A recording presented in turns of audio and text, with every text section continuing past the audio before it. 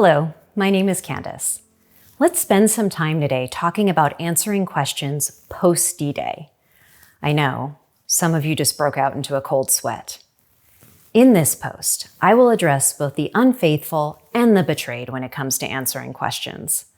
I'll be discussing a few key rules to follow to keep things constructive versus leading to greater destruction. First, to the unfaithful, please allow me to set the scene. You've either confessed to your partner or your partner has discovered your infidelity. Immediately after, here comes the onslaught of rapid-fire questions, and they appear to have no end in sight. These questions are creating a shame storm, and you feel like you're drowning. Unfaithful friends, please try to understand. All of these questions are coming from the betrayed, trying to wrap their heads around what the heck happened. You know everything, because you're the one who was there. But they're trying to sift through the rubble and put all the pieces back together. It's as if your betrayed partner just opened a forensics file and there's a picture of themselves paper-clipped inside. As gut-wrenching as it may be, one of the bravest and most compassionate things you can do is explain to them what's inside that file. Unfaithfuls, lean in. I know you want the questions to go away. So here's the trick. Answer the questions in the most honest yet empathetic way possible. Do not, I repeat, do not, under any circumstances, remind your partner that they've already asked you the same question 17 other times. Instead, I encourage you to take a deep breath. I don't mean like an annoyed, I can't believe we have to talk about this again kind of breath. I mean a quiet, calm breath, and remind yourself that these questions are the betrayed needing to have a general understanding of what occurred so they can start to process and then begin to heal. On that note, a marathon is 26.2 miles long. It takes most runners 4 to 6 hours to complete a marathon. What does answering questions about your infidelity have to do with the time it takes most runners to complete a marathon? In the most ideal scenario, absolutely nothing. It's important to note that I'm not referring to the time it might take for initial disclosure conversations. That may take a bit of time to explain, depending on how much content there is to cover. I'm talking about all the questions that come up after the betrayed has been given an explanation of what the infidelity or addiction looks like. We are not looking for these Q&A sessions to take 4 to 6 hours at a time. It's not in anyone's best interest for either party to badger or bully the other hour after hour into the middle of the night. We call that marathoning, and it's not only exhausting, it's also counterproductive. So let's talk about what to do if either partner starts to flood and this Q&A sesh needs to take a pause. AR considers flooding to be when someone is so upset that their heart rate goes above 100 beats per minute, and the opportunity for healthy, constructive communication has come to a screeching halt.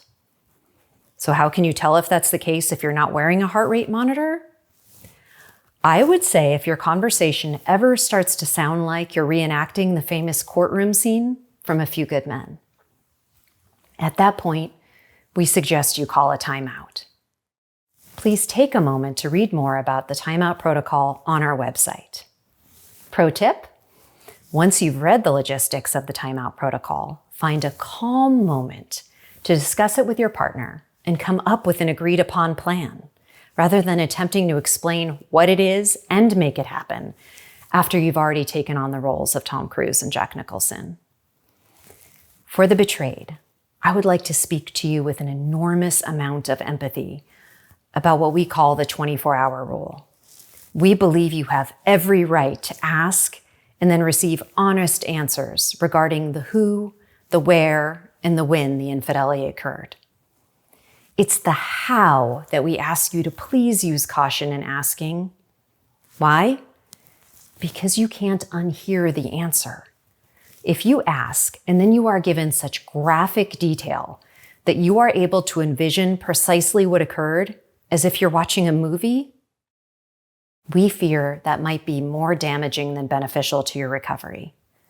For this reason, we strongly encourage you to please consider using the 24-hour rule. Here's what it looks like. You write down the question, you think or pray about it for 24 hours, and then you ask yourself, will this information help me to move forward in my recovery? Or is it just a gory detail that is not essential to my healing? If 24 hours later you decide you still want to know the answer, then it's your partner's job to go ahead and answer that question. Please note, depending upon your personality, even after 24 hours, you may come back with a, yes, I want to know. Be honest with yourself. Will this really help you move forward in your recovery? Please be sure that it's not just you wanting to know for the sake of knowing or to have something to use later, because that may just cause further damage. Pro tip number 2. The most ideal scenario is when the unfaithful relinquishes control of the flow of information and compassionately places that control into the fragile hands of the betrayed. In my own story, that was not the case for almost 10 months post D-Day.